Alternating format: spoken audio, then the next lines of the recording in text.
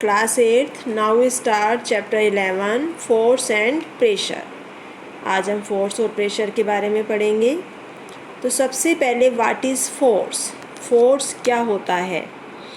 Force is the push और pull on an object.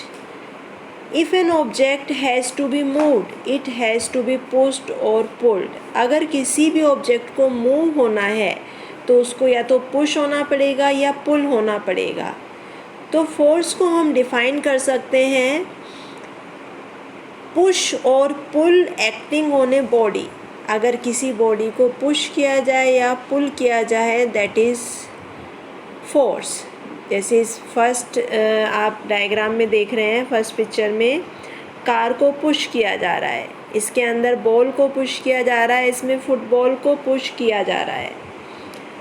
अब इसमें क्या हो रहा है, इस कार्ट को ये लड़का पुल कर रहा है, इसमें टोंगा को हॉर्स पुल कर रहा है, इसमें ये टीम जो है ये मिलकर एक रोप को पुल कर रही है। तो पुश और पुल क्या होता है? फोर्स होता है, पुश और पुल। अब हम देखते हैं effect of force on an object. Force का ऑब्जेक्ट पर क्या इफ़ेक्ट होता है? तो सबसे पहले जो इफ़ेक्ट होता है वो होता है force can make an object to move from rest. कोई भी रेस्ट पोजीशन में, स्टेशनरी पोजीशन में अगर ऑब्जेक्ट है तो उसको मूविंग पोजीशन में लाया जा सकता है। सेकंड है force can stop a moving object. Force एक मूविंग ऑब्जेक्ट को क्या कर सकता है? स्टॉप, यानी कि स्टेशनरी पोजीशन में ला सकता है। Force can change the speed of an object if it is moving. अगर कोई मूविंग ऑब्जेक्ट है तो उसकी स्पीड को इंक्रीज़ करना, डिक्रीज़ करना या उसको स्टॉप करना भी फोर्स से ही हो सकता है। Force can change the direction of A motion of an object.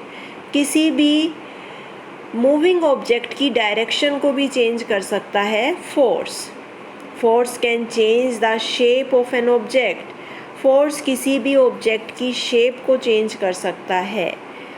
Force जो है वो एक या दो इफ़ेक्ट एक साथ भी कर सकता है। जैसे देखिए, सबसे पहले हमने पढ़ा था force can make a stationary object move. अब इसमें ये एक कार है जो कि स्टेशनरी पोजीशन में है और एक व्यक्ति पीछे से इसको पुश कर रहा है। पुश यानी कि फोर्स। तो ये पुश करके इसको स्टेशनरी ऑब्जेक्ट कार को मूविंग पोजीशन में ला रहा है। तो फोर्स का पहला इफ़ेक्ट है force can make a stationary object move. इस पिक्चर में देखिए एक आपका मूविंग ऑब्जेक्ट है। ये फुटबॉल जो है मूविंग ऑब्जेक्ट है जिसको ये पकड़कर, यानी कि इसको पुल करके, खींचकर इस पे पुलिंग फोर्स लगा रहा है ये, और इसको स्टेशनरी पोजीशन में ले आया है, जबकि ये बॉल कैसी थी? मूविंग पोजीशन में थी।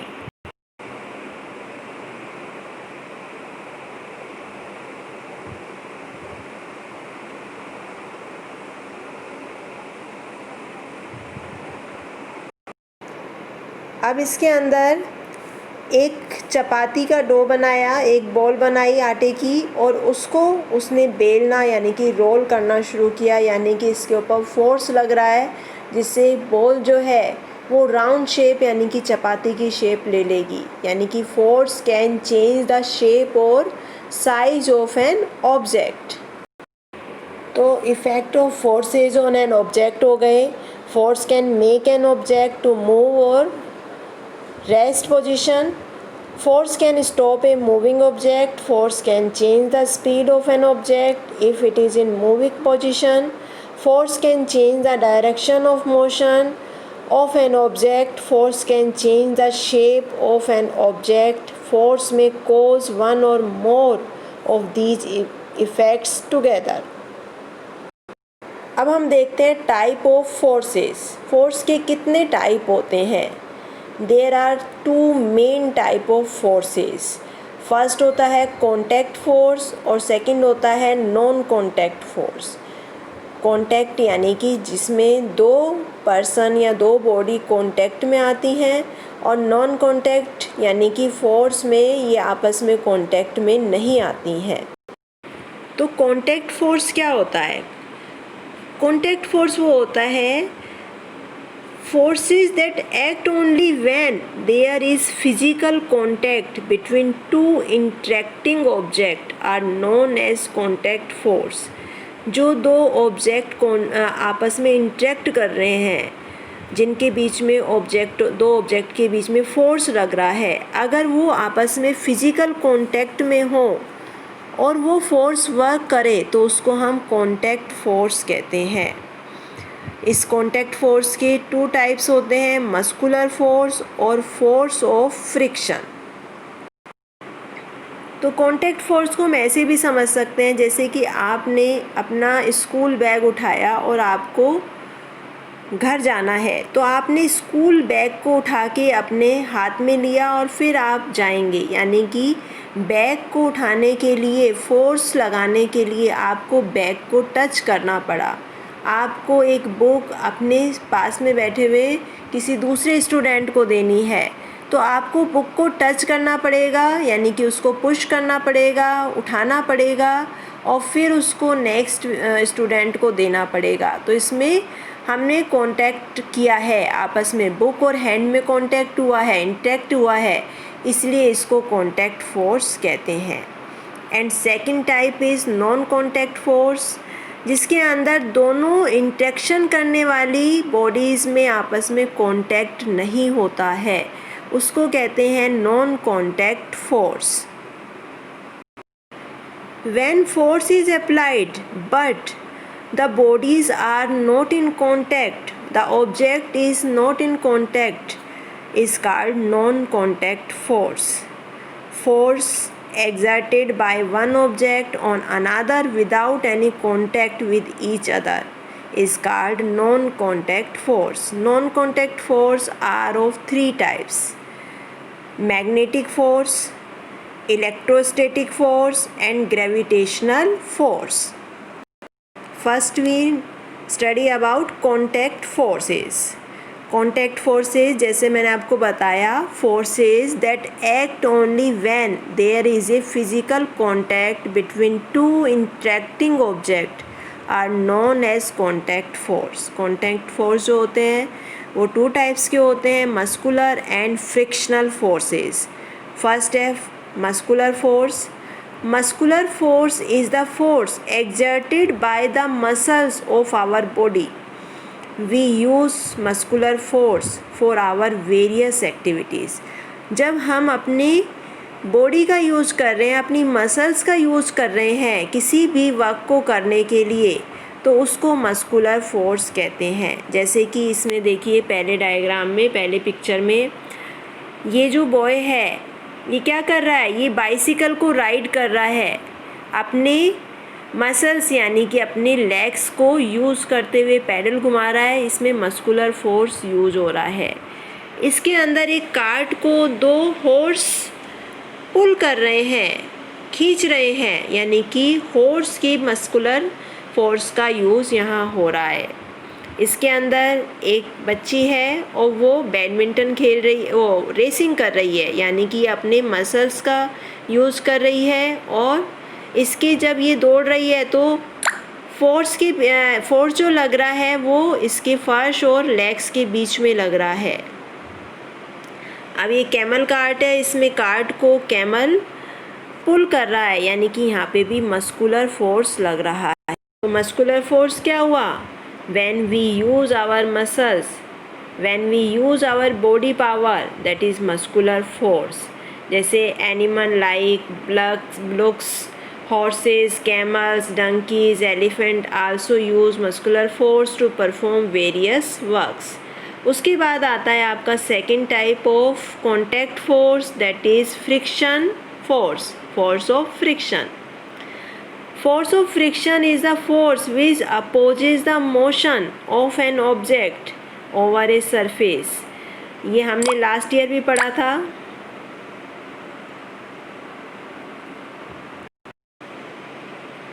ये हमने लास्ट ईयर भी पढ़ा था। Force of friction, force of friction is the force which oppose the motion of an object over a surface। अगर कोई फोर्स मोशन को अपोज कर रहा है, चलने को, गति का विरोध कर रहा है, तो उसको फोर्स ऑफ फ्रिक्शन कहेंगे। जैसे इसके एग्जाम्पल हैं, a ball rolling on ground gradually slow down and come to rest due to force of friction. जैसे ये बॉल है, ये चल रही है, मूव कर रही है, लेकिन धीरे धीरे क्या कर रही है, धीरे धीरे ये रुक जाती है because of force of friction. इसके अंदर भी फोर्स ऑफ फ्रिक्शन लग रहा है। अगर फोर्स ऑफ फ्रिक्शन नहीं हो तो हम चल भी नहीं सकते हैं। तो frictional force, if you kick a ball it rolls for a while and then comes to rest. Why? Because of force of friction. When we ride a bicycle, when the bicycle starts moving with a good stop, we stop pedaling। हम pedal मारना बंद कर देते हैं और धीरे धीरे क्या होता है, धीरे धीरे हमारी साइकिल जो है वो रुक जाती है। That is because of friction।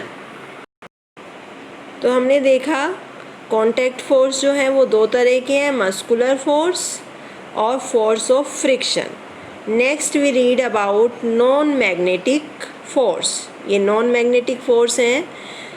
Non magnetic में non contact force, non contact force में सबसे पहले आता है magnetic force. Non contact force क्या होते हैं? When two surface, two objects not in contact and there is force, that is non contact force. Example में ग्रेविटेशनल फोर्स है एक टाइप इसका, दूसरा मैग्नेटिक फोर्स है और तीसरा है आपका इलेक्ट्रोस्टैटिक फोर्स। तो फर्स्ट है आपका मैग्नेटिक फोर्स। मैग्नेटिक फोर्स में क्या होता है, आप एक मैग्नेट लीजिए और उसको किसी भी आयरन के मटेरियल के पास लेकर आइए, तो मैग्नेट क्या होगा, मैग्नेट उस आयरन के मटेरियल को अपनी तरफ अट्रैक्ट करेगा।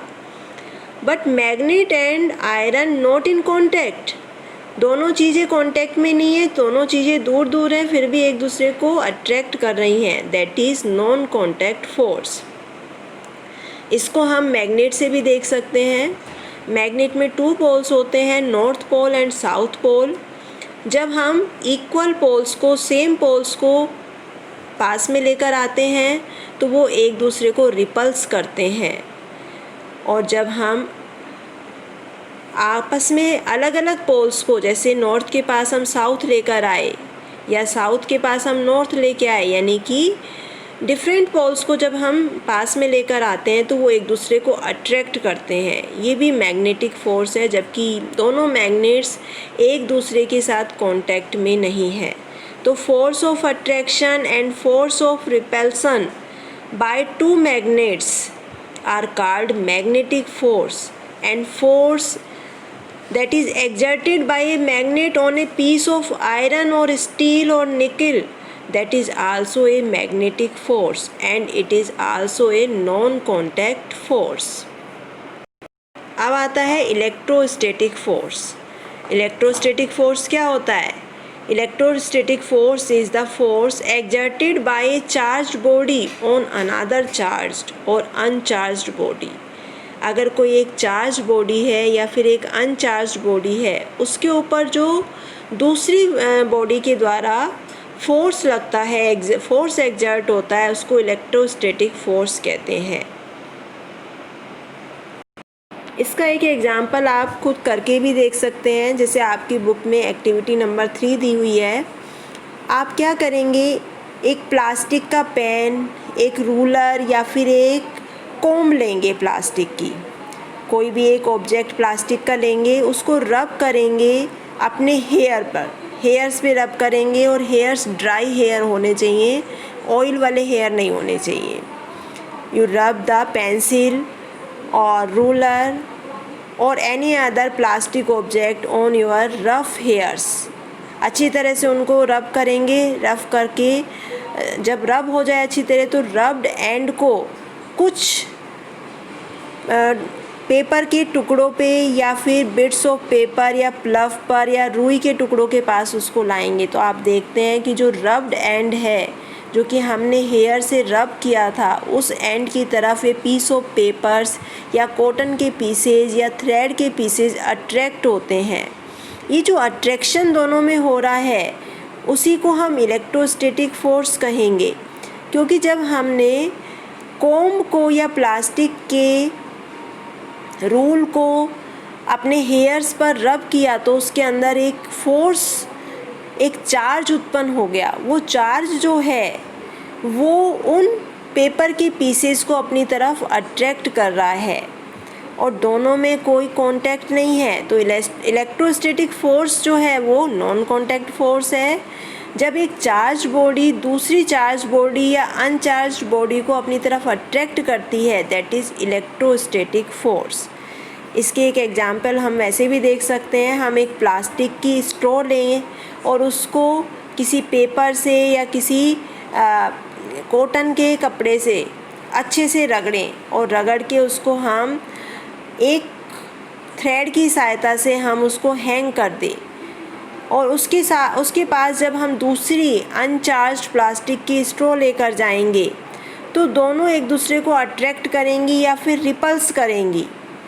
तो ये जो रिपल्सन और अट्रैक्शन होगा एक चार्ज्ड प्लास्टिक की स्ट्रॉ और एक अनचार्ज्ड प्लास्टिक की स्ट्रॉ के बीच में, उसको हम इलेक्ट्रोस्टैटिक फोर्स कहेंगे। और ये दोनों आपस में कांटेक्ट में नहीं है, इसलिए ये क्या है, ये है आपका नॉन कांटेक्ट फोर्स। अब थर्ड है आपका gravitational force, that is also known contact force. तो ग्रेविटेशनल फोर्स क्या है, कोई भी चीज़ को आप ज़ोर से ऊपर की तरफ पुश कीजिए और उसको छोड़ दीजिए पुश करके, वो ऊपर हवा में चली जाएगी, लेकिन अंत में वो कहाँ आएगी, अर्थ की तरफ आएगी। तो ग्रेविटेशनल फोर्स जो है वो क्या है, gravitational force is the force exerted by the earth on the all objects. जो भी आपके ऑब्जेक्ट्स हैं उनके ऊपर, सबके ऊपर लगता है, अर्थ के द्वारा एक्सर्ट होता है, जबकि वो ऑब्जेक्ट और अर्थ आपस में कांटेक्ट में नहीं है। तो इसको हम कहेंगे non contact and gravitational force.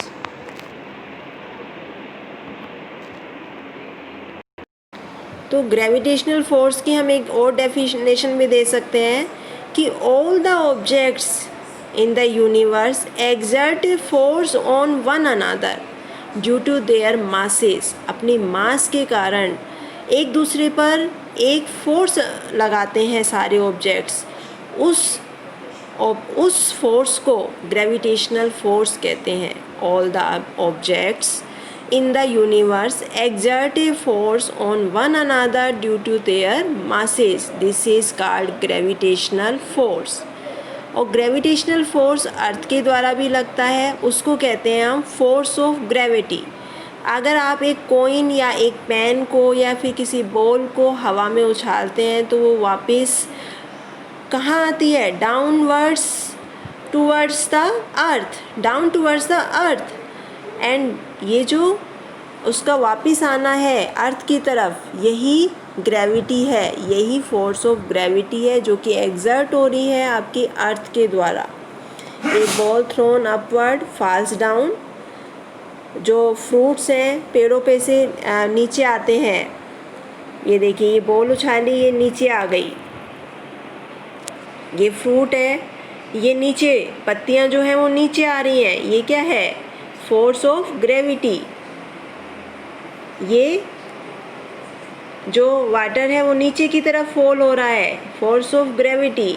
ये पैराशूट से कोई उतर रहा है, ये भी नीचे की तरफ आ रहा है, that is also force of gravitation या फोर्स ऑफ ग्रेविटी। तो ये ग्रेविटेशनल फोर्स है, ये भी नॉन कांटेक्ट फोर्स है। तो आज हमने फोर्स के बारे में पढ़ा। नेक्स्ट वीडियो में हम प्रेशर के बारे में पढ़ेंगे।